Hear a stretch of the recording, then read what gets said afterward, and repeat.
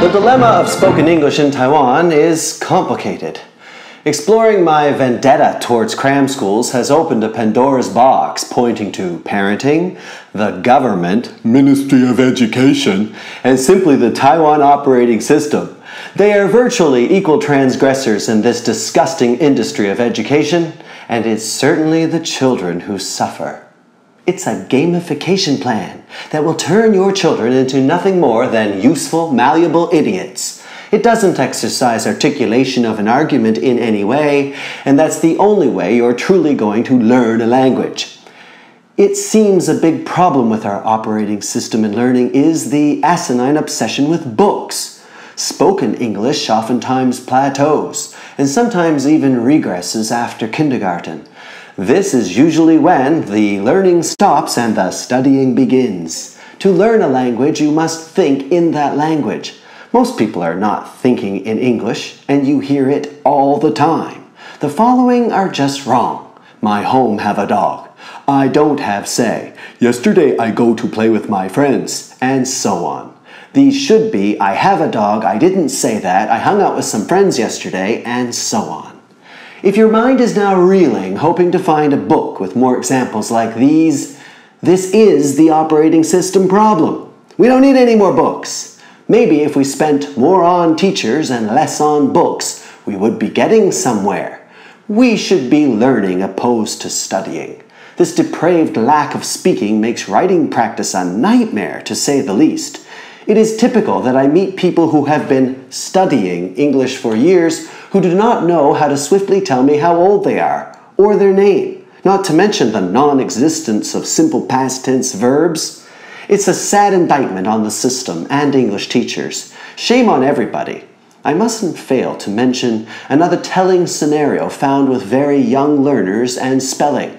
The poor child, for example, can spell cat, fat, bat, rat, is stumped at mat, and has no problem with library.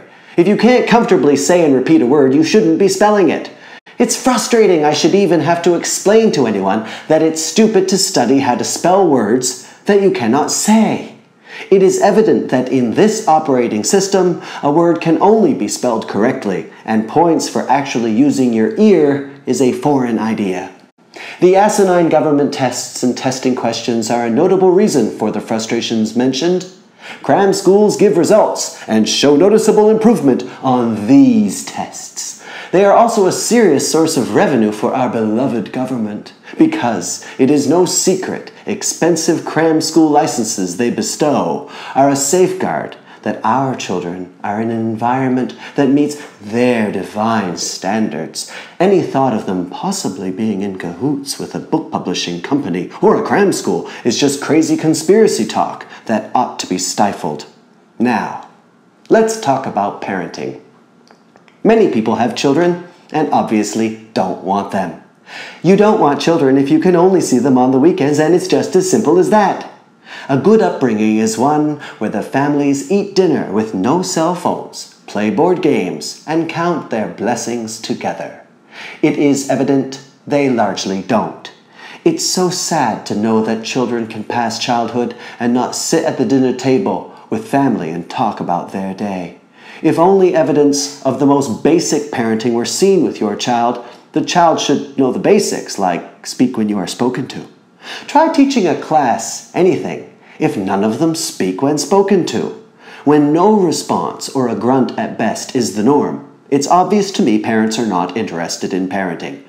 Many cram schools are arrested development centers with pupils 13+ years old who do not respond in any way when spoken to. There is no excuse for this idiotic scenario foreign window dressers often find themselves in at cram schools. These teachers are in a system that virtually renders them a necessary evil. It is especially frustrating if the Chinese teacher makes excuses for this ignorance. I don't see it as more than a Chinese teacher trying to build the case for mass graves, and that is not Chinese culture. It is control that inhibits freedom, mind-controlled style culture. Taiwan is a bastion of freedom in Southeast Asia and Chinese culture, so let's not forget it. There is actually a very happy ending to this sad story. This foolishness can all be over like a bad dream as soon as we stop looking to the culprits as our orators of salvation. There are many great changes we can make here that don't have a big price tag, which are merely evidence of the industry preying on the lazy. In fact, if we look to the Philippines budget, we should be elated to see this will actually save us money.